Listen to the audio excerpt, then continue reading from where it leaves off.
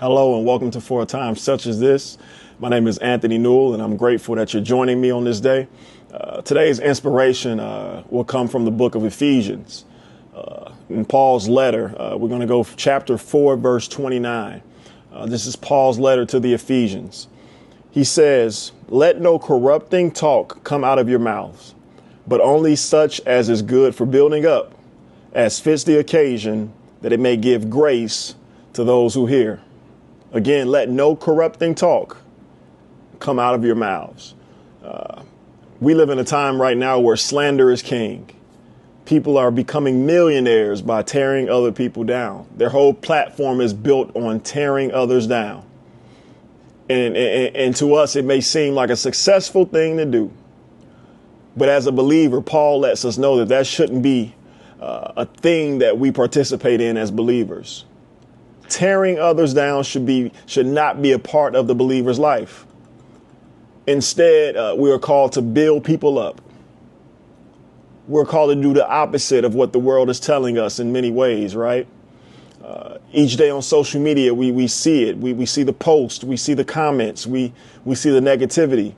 We see people tearing people down and enjoying it. But Paul is saying we are the light of the earth. Believers, you are the salt of the earth. You're not called to tear people down. You're called to repair people. You're not called to tear down. You are called to repair. You're called to help mend. And in order to help mend, you can't let that slanderous talk come out of your mouth.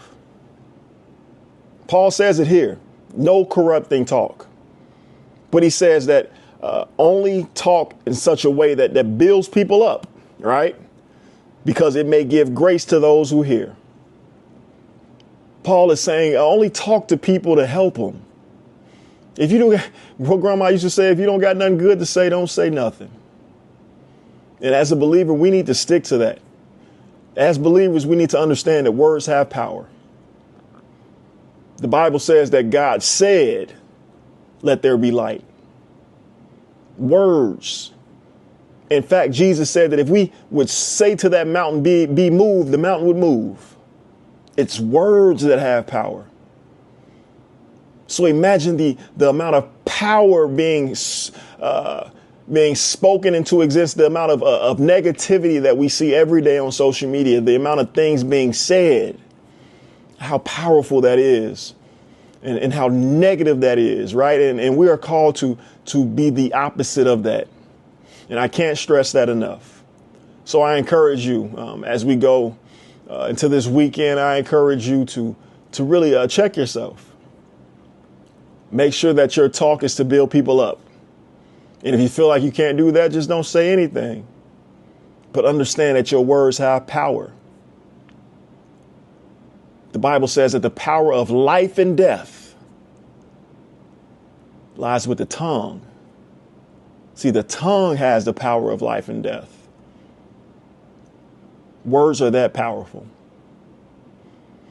So check your words, build people up, and that's all get better. I appreciate y'all for joining me.